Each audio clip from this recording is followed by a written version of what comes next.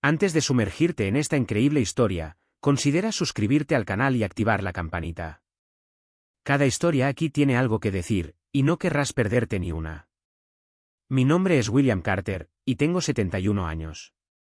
Vivo solo en una pequeña casa de ladrillo rojo, al este de Detroit, en un barrio obrero que vio desaparecer sus mejores años con las fábricas. Aquí nací, crecí y amé. Aquí también crié a mi hijo Ethan, con mi esposa Mónica, una mujer dulce y tenaz con una risa clara como una campana. Nuestra casa no tiene nada de especial. 3 habitaciones, un porche viejo, un roble nudoso en el patio trasero. Pero conserva las huellas de toda una vida, las marcas de lápiz en el marco de la puerta donde medían a Ethan cada año, las fotos antiguas en el aparador, congeladas en un tiempo que no volverá, y ese persistente olor a café y madera, una reconfortante mezcla de costumbre y recuerdo.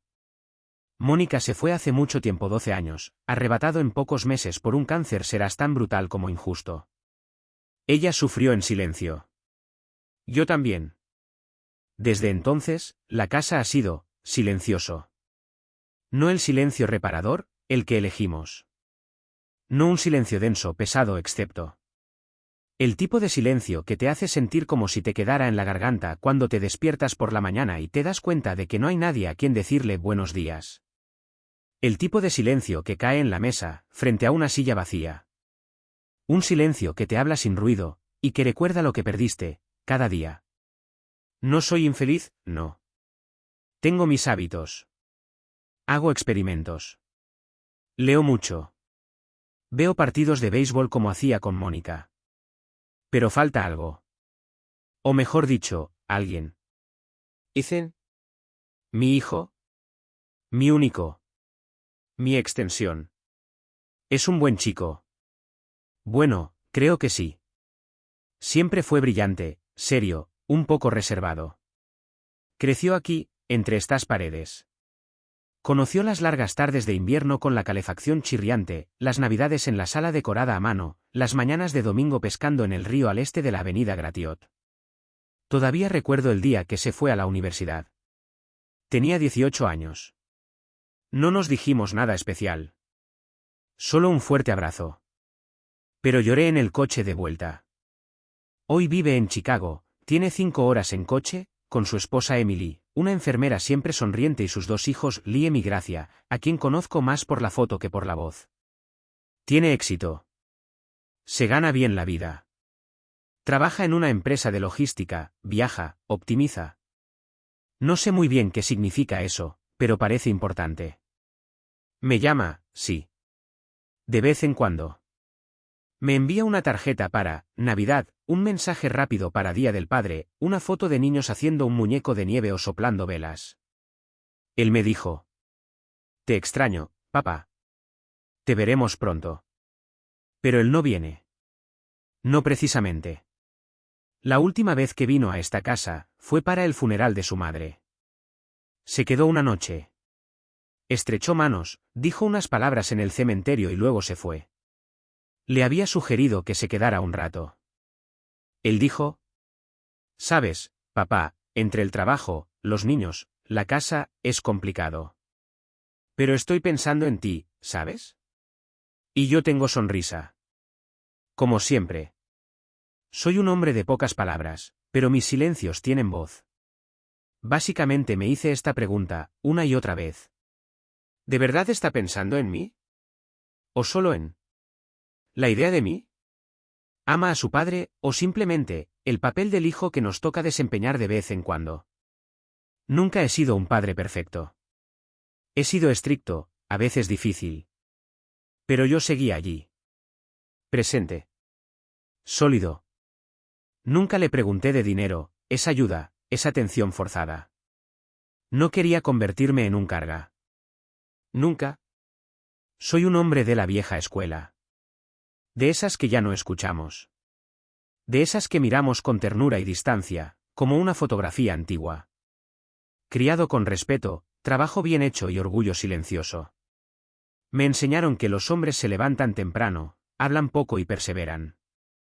Incluso cuando todo se derrumba.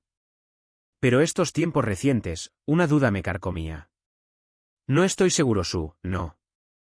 Pero en nosotros. sobre lo que quedó entre un padre y un hijo, cuando los años cavan un cañón entre dos generaciones, cuando las palabras ya no pasan y los gestos se vuelven raros.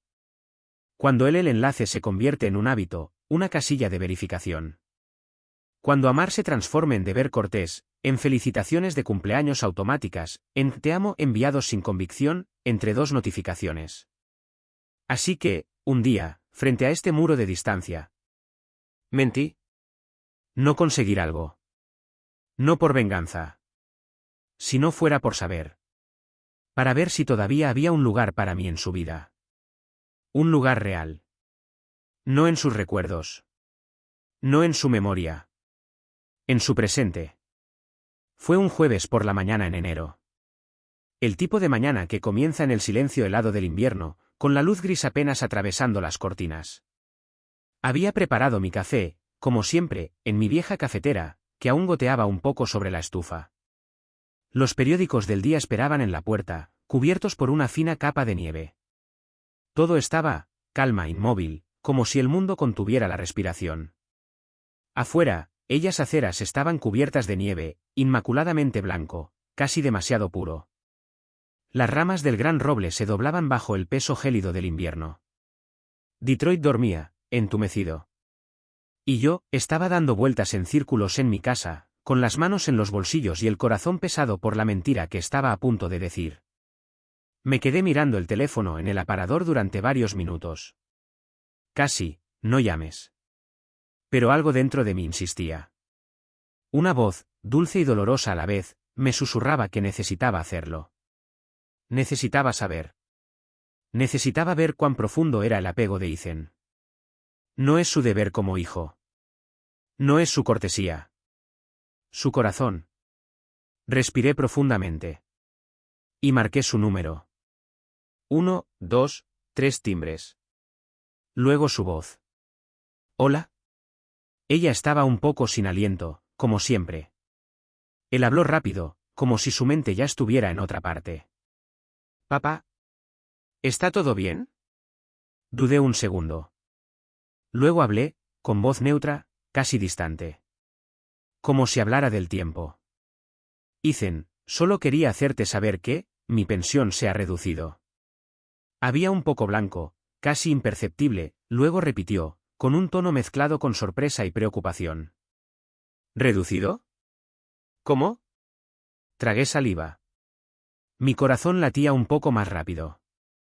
Había repetido esta frase en mi cabeza docenas de veces. Sí. Creo que cambiaron los cálculos. Ahora solo me pagan $350 al mes. Antes eran más de 1.500. Pero bueno, así es. Entonces, silencio. Un silencio que, a través del teléfono, parecía grueso, pesado, parecía que estaba pensando. O que ya buscaba una excusa. O tal vez no supo qué decir. No es fácil, sin duda, oír que su anciano padre se está hundiendo lentamente en la pobreza. Entonces, un suspiro. ¿Necesitas algo? Lo dijo en un tono que pretendía ser compasivo, pero percibí un toque de moderación. Una advertencia. Como si esperara que dijera que no. Y yo dije no. No, no. Solo quería que lo supieras. No te preocupes por mí. Intenté mantener la voz tranquila. Firme. Pero por dentro, sentía, véase. Yo era al mismo tiempo el que lanzaba el sedal, y el que tenía miedo de que hubiera, no hay nadie al otro lado de la línea para agarrarlo. No insistió. No se ofreció a venir. No pidió detalles. Y colgué. Lentamente. Escuchando el pequeño clic de la llamada final, que casi resonó como una campana en mi corazón. Luego me senté en la cocina. El café se había enfriado. El día aún no había empezado.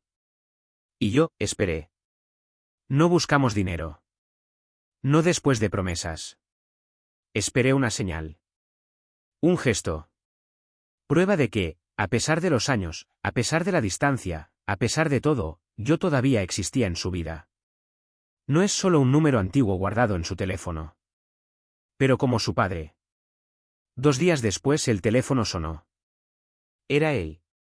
Su voz, Un poco más tranquila esta vez, tenía ese tono entre cansancio y dulzura que se reconoce en un hombre dividido entre sus obligaciones y sus arrepentimientos.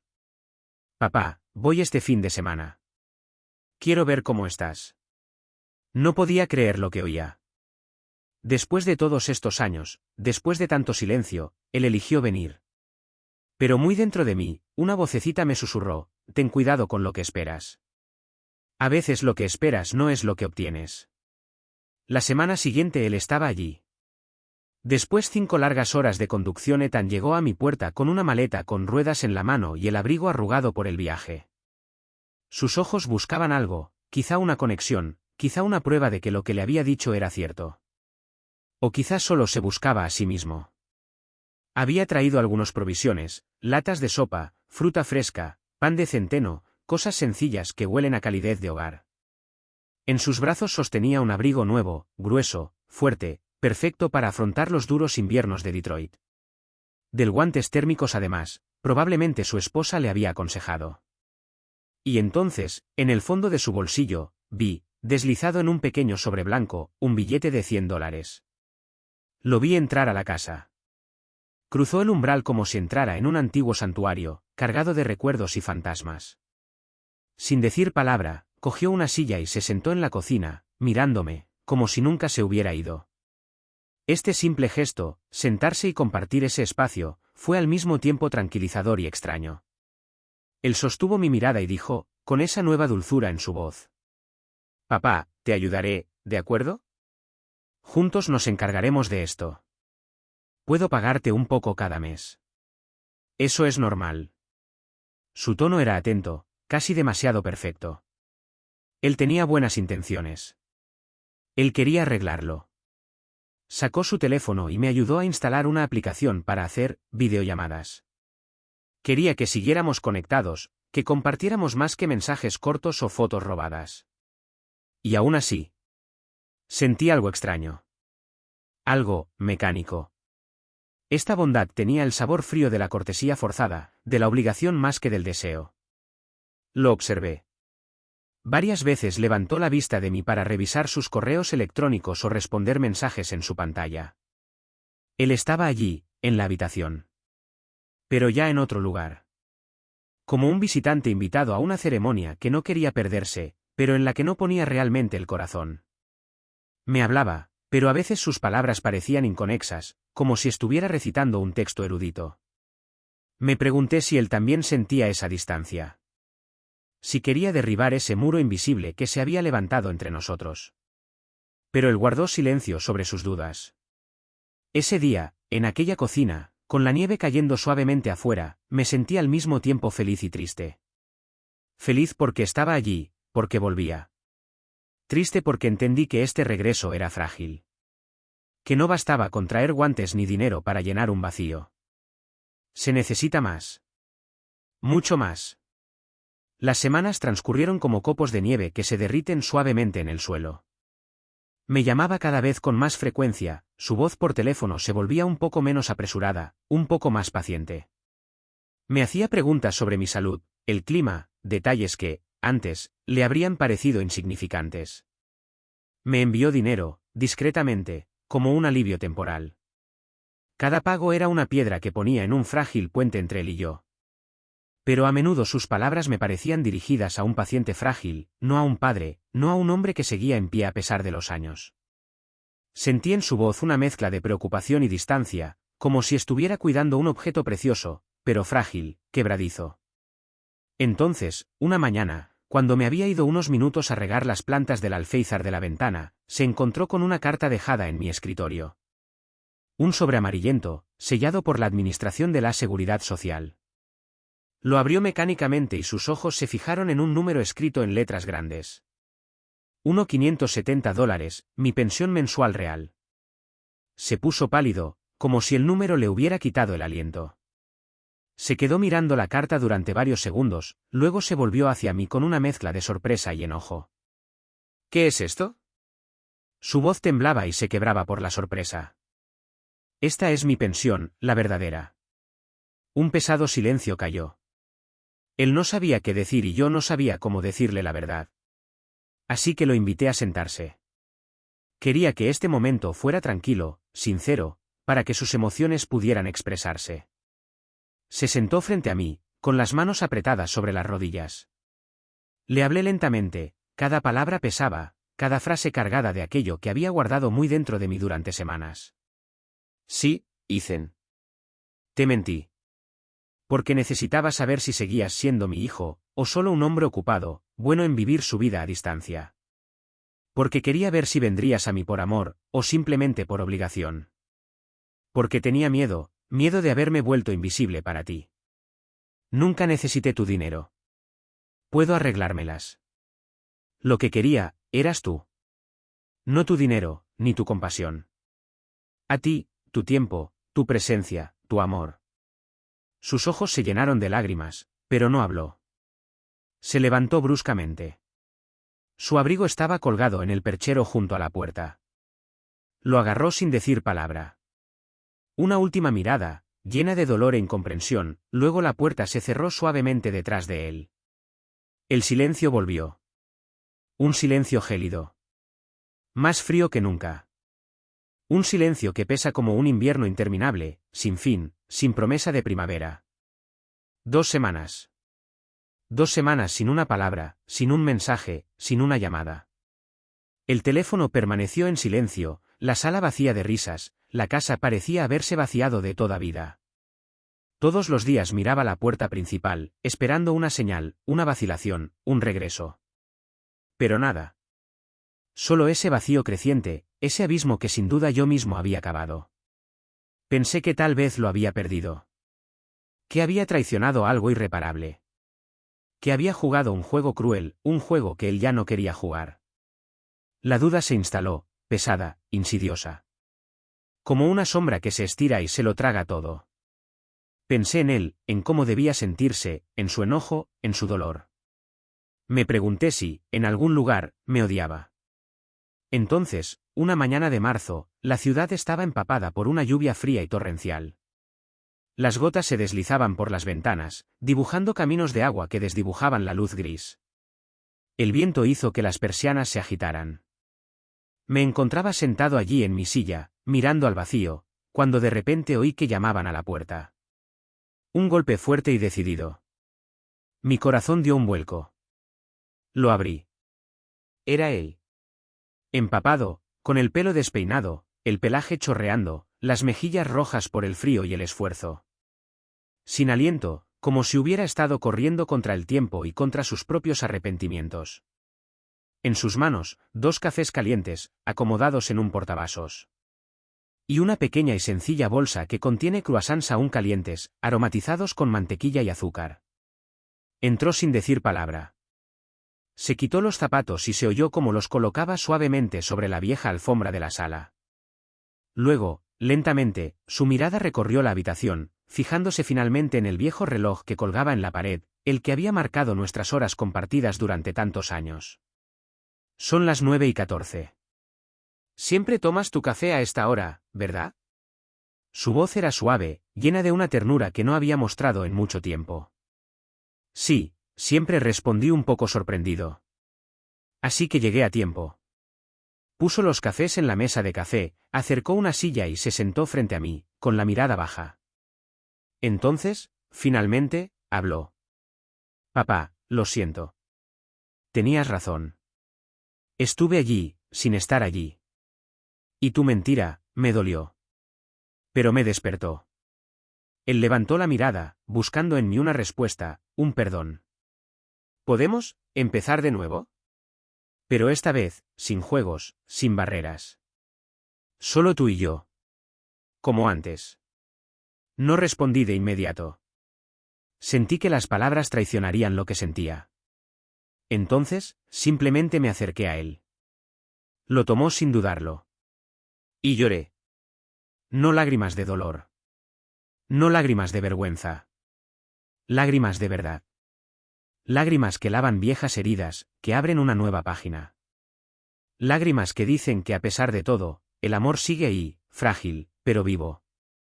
Desde ese día, algo ha cambiado entre nosotros. Ethan viene a verme cada mes ahora. No porque se sienta obligado. No porque la culpa lo impulse. Pero ¿por qué él elige? Porque sabe, en el fondo, que esta casa, este viejo edificio de ladrillos rojos, sigue siendo su refugio.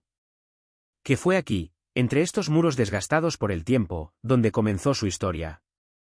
Cuando llega, ya no solo hablamos de números o facturas. Estamos hablando de la vida. De verdad. Me habla de sus dudas, de sus sueños no resueltos, de los proyectos que duda en emprender, de los momentos de cansancio que pesan sobre sus hombros como una pesada manta. Me habla de su trabajo, de sus hijos, de las pequeñas cosas que conforman los días y las noches de un hombre moderno. Y cada semana, aunque sea a distancia, me llama. A veces nos reímos, nos burlamos unos de otros, intercambiamos noticias. A veces me manda los dibujos de Elia Migrace, sus manitas llenas de color e imaginación, su manera de decir estoy pensando en ti, abuelo. Por mi parte, ya no miento. Ya no oculto la verdad sobre mi pensión, ni sobre mi dolor, ni sobre mis miedos. Ya no finjo fuerza cuando la soledad me oprime el pecho. Estoy aquí como soy, con mis debilidades y mis esperanzas. Porque a esta edad, finalmente entendemos que este no es el dinero que queremos transmitir a nuestros hijos. Ni la riqueza material ni los bienes que acumulamos. Lo que buscamos dejar atrás es algo invisible, pero infinitamente precioso. Este es el memoria, el hilo que une generaciones, que nos convierte en una familia, en un patrimonio vivo. Es amar, en su forma más verdadera y simple. Este amor que no siempre se expresa con palabras, sino que se manifiesta en gestos, silencios, presencias. Esto patrimonio invisible, que ni el tiempo ni la distancia pueden borrar. Y cada día, a través de nuestro reencuentro, sé que lo estamos construyendo, piedra a piedra, de la mano.